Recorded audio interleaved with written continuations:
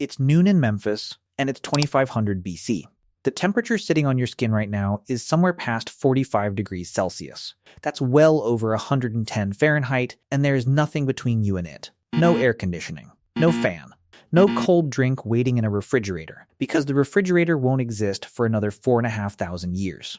You are standing in a mudbrick doorway in a linen kilt, and you are about to spend the next 6 hours doing physical labor under a sun that has no mercy and no schedule. And here's the part that should stop you. You are fine. Not gritting your teeth fine. Not counting the minutes fine. Actually fine, the way a normal Tuesday is fine. Because this is a normal Tuesday. And you will do it again tomorrow. And the day after, for the rest of a life that might stretch to 50 or 60 years if you're lucky. Which in this era makes you an elder. Here's the misconception baked into the question people ask about this. We assume the ancient Egyptians endured the heat. Toughed it out, survived it through sheer stubbornness, the way you'd survive a bad flight or a broken elevator. That's wrong, and it's wrong in a way that's actually more impressive than the version we imagine. The Egyptians didn't grit their teeth through the desert. They spent 3,000 years quietly re-engineering every single part of daily life until the heat stopped being an enemy and started being a variable they'd already solved for. Today we're going through all of it, the houses, the clothes, the sleep schedule, the food, the water, and the one twist at the end that flips the entire story on its head. And by the time we're done, you're going to realize something a little uncomfortable. The people with no electricity built a better cooling system than a lot of what we're still using today. Before we get to the solutions, you need to understand exactly what the Egyptians were up against.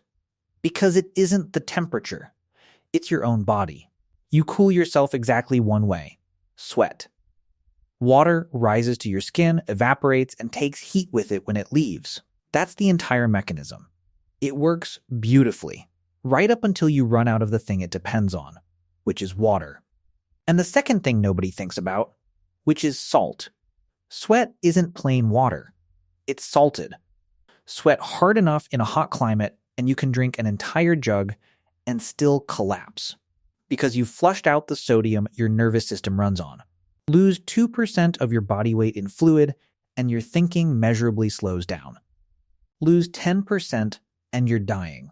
And you're dying confused, because one of the first things heat takes from you is the ability to notice anything is wrong.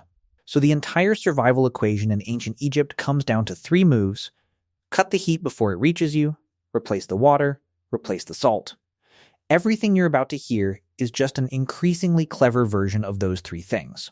Start with the building, because this is where it gets genuinely brilliant. Egyptian houses were built from mudbrick Nile silt, mixed with straw, packed into molds, and baked hard in the same sun it was built to defeat. There's a nice irony there. But mudbrick has a property modern buildings have spent decades trying to recreate: enormous thermal mass. A thick mudbrick wall doesn't block heat. It delays it. The sun beats on that wall all day, and the heat creeps through the material so slowly that it doesn't actually arrive inside the house until well after dark, right when the desert night has gone cold and you actually want it. Then, the nighttime cold starts its own slow crawl through the wall, and it arrives inside the house around midday, exactly when you're desperate for it. The wall isn't insulation. It's a time machine for temperature, quietly flipping a 20-degree daily swing completely out of phase with your needs. Nobody in 2500 BC was solving equations for thermal lag. They just noticed thick walls worked and thin walls didn't, and they built that way for 3,000 years. Then they stacked more tricks on top. Windows were small and set high, because hot air rises and you want the exit near the ceiling. Walls were whitewashed to reflect sunlight instead of absorbing it. Streets in workers' settlements were narrow enough that buildings shaded each other most of the day. And the roof was flat, and it wasn't decoration. It was a second bedroom. In the hottest months, families simply carried their beds up to the roof at night, where the air moved and the heat radiated away into a clear desert sky. Sleeping on the roof wasn't the poor option. It was the premium suite. Here's where it gets interesting. Some Egyptian houses had a feature called a malkaf. You can still see them painted into tomb walls. It's a hooded scoop built on the roof, angled directly into Egypt's reliable north wind. Wind hits the scoop, gets funneled down a shaft, and gets delivered straight into the room below, while hot air escapes through those high windows on the other side. That's a pressure difference. That's a chimney running sideways. No moving parts, no power source it works, because wind exists and heat rises. And both of those things are going to keep being true forever. Some households pushed it one step further, and this is the part that genuinely gets me. They'd hang a porous clay jar of water directly in the path of that incoming air. Water seeps through the clay, evaporates off the surface, and evaporation pulls heat with it. So the air arriving in the room has already been cooled on its way in. That's an evaporative cooler. That's a swamp cooler. That is, mechanically, the same device you can buy today at a hardware store for $200 and plug into a wall, and they built it out of a pot and a hole in the roof. Your instinct in extreme heat is to wear as little as possible. The Egyptian answer was more precise than that. Their clothing was almost universally linen, and the reason is a stack of properties that happen to line up perfectly with the problem. Linen fibers are hollow, so air moves straight through the weave. It wicks sweat off the skin and spreads it across a wide surface where it can evaporate efficiently. And it's a poor insulator, so it doesn't trap the heat you're trying to lose in the first place.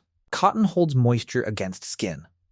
Wool insulates. Linen does neither in that specific climate. It's close to the ideal fabric, which is exactly why flax farming became one of the foundational industries of the entire civilization. And here's the counterintuitive part. Loose, pale cloth over your skin can actually keep you cooler than bare skin, because it blocks direct solar radiation while still letting sweat evaporate underneath. You trade a small amount of airflow for a large amount of shade. It's the same math that pushed desert cultures across North Africa and Arabia toward flowing robes instead of bare skin. Being naked in the desert sun isn't freedom. It's just a faster sunburn. Which brings us to hair. Wealthier Egyptians frequently shaved their heads and wore wigs partly fashion, and partly because a wig sits slightly off the scalp, creating a ventilated air gap, and it can be removed and washed. Your actual hair can't. Shave the head, and you've got a surface you can cool and cover on demand. Here's the fluid problem. You need several liters of water a day. And the Nile is right there, but the Nile is also full of parasites, silt, and waste, depending on the season and how far upstream the last village happened to be. Schistosomiasis, a parasitic disease carried by freshwater snails, has actually been found in Egyptian mummies. Drinking straight from the river wasn't free. So, Egyptians drank beer. Not a pint at the end of a shift-vast, civilization-scale amounts of beer, all day, as a staple. And this beer wasn't what you're picturing.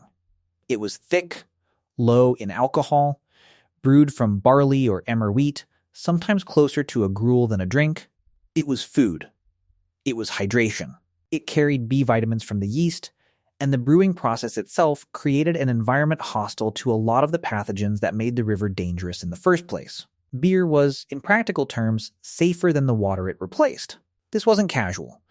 Records from workers' villages show bread and beer listed as standard daily pay. And when those rations were delivered late during the reign of Ramesses III, the workers downed their tools and staged what's generally considered the first recorded labor strike in human history over food and beer. Because in that climate, the ration wasn't a perk. It was the cooling system. Cut the beer, and you weren't being stingy. You were switching off the water supply for men doing heavy labor in a desert. You've replaced the water. You haven't replaced the salt. And salt is what keeps your muscles and your brain from shutting down in the afternoon. The Egyptian diet handled this almost by accident. Bread was the staple course, gritty, salted enough that it visibly wore down people's teeth, which we can still see in the abraded molars of surviving mummies. Salted, dried fish was a common preserved food. Natron, a naturally occurring salt harvested from dried lake beds and famous for its role in mummification, had everyday domestic uses too. Add onions, garlic, dates, and figs dates especially, an efficient little package of sugar and potassium, and you get, almost by accident, close to the exact fluid and mineral balance a body doing heavy outdoor labor in extreme heat actually needs. Nobody was thinking about electrolytes. They were just keeping the thing that worked and dropping the thing that didn't for a few thousand years until the result looked like it had been designed by someone with a physiology textbook. The simplest solution is the one that's easiest to skip. So let's not skip it. The Egyptian workday bent around the sun instead of ignoring it. Heavy labor happened before dawn and in the early morning. The dangerous middle of the day was for rest, shade, and sleep. Work resumed as the sun dropped. Workers' villages recorded their own shift schedules on limestone flakes and during long projects. Laborers often stayed in temporary huts near the worksite rather than walking home across open ground twice a day. Even the great construction projects appear to have run on a seasonal rhythm timed around the Nile's annual flood, when farm work paused and a labor force became available anyway. The workday, the work year, and the calendar all bent around the sun and the river, and when it went wrong regardless, they had medicine. The Ebers Papyrus, one of the oldest surviving medical texts on Earth, lists remedies for fever, burns, and headache conditions entirely consistent with heat exposure. Some of it is magical incantation.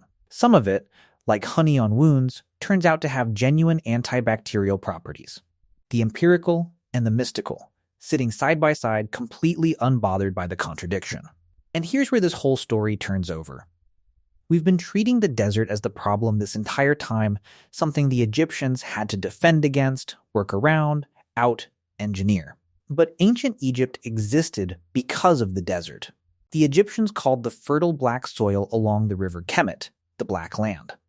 They called the desert Deshret the Red Land, and the Red Land was functionally a wall. Hundreds of kilometers of lethal, waterless sand on either side, a wall no one had to build or garrison, which is a large part of why Egypt kept a recognizable identity for 3,000 years, while civilizations elsewhere were being conquered on what feels like a rotating schedule. And it goes further than defense. That same aridity is the reason we know anything about Egypt at all. Papyrus, linen, wood, human tissue, all of it rots in humidity and survives in dryness. Every scroll in every museum, every preserved body, exists because the climate that made daily life difficult made decay nearly impossible. Mummification itself grew directly out of that fact. Egyptians noticed that bodies buried in hot, dry sand naturally preserved themselves. And the entire elaborate ritual of embalming was, underneath the ceremony, an attempt to reproduce artificially what the desert did for free. The heat didn't just get survived. It got recruited. It guarded the border, dried the dead, and preserved the archive. And here's the uncomfortable part for us. We've spent the last century solving the exact same problem worse. We put a machine in the window and cool one room at a time, while that machine dumps its waste heat straight into the street and makes the whole city hotter, so we buy a bigger machine. Meanwhile, architects today are going back to those same tomb paintings, studying the malkaf. Because it turns out, a hole in the roof pointed at the wind was a genuinely excellent idea. And it always has been. So picture that house again. Thick mud walls, still holding on to yesterday's cool. A scoop on the roof, pulling the north wind down into the room below. A porous clay jar sitting in that airflow, quietly sweating the heat out of the breeze before it ever reaches you. A family asleep on the roof under a sky with no clouds in it. A jar of thick, warm beer waiting for the morning. Not one part of that needs electricity. Not one part of it will ever break in a way that can't be fixed with mud and hands. And it wasn't built by genius, it was built by a few thousand years of people paying close attention to what made the afternoon bearable, and passing it on to their kids. 3,000 years in one of the hottest places people ever chose to live.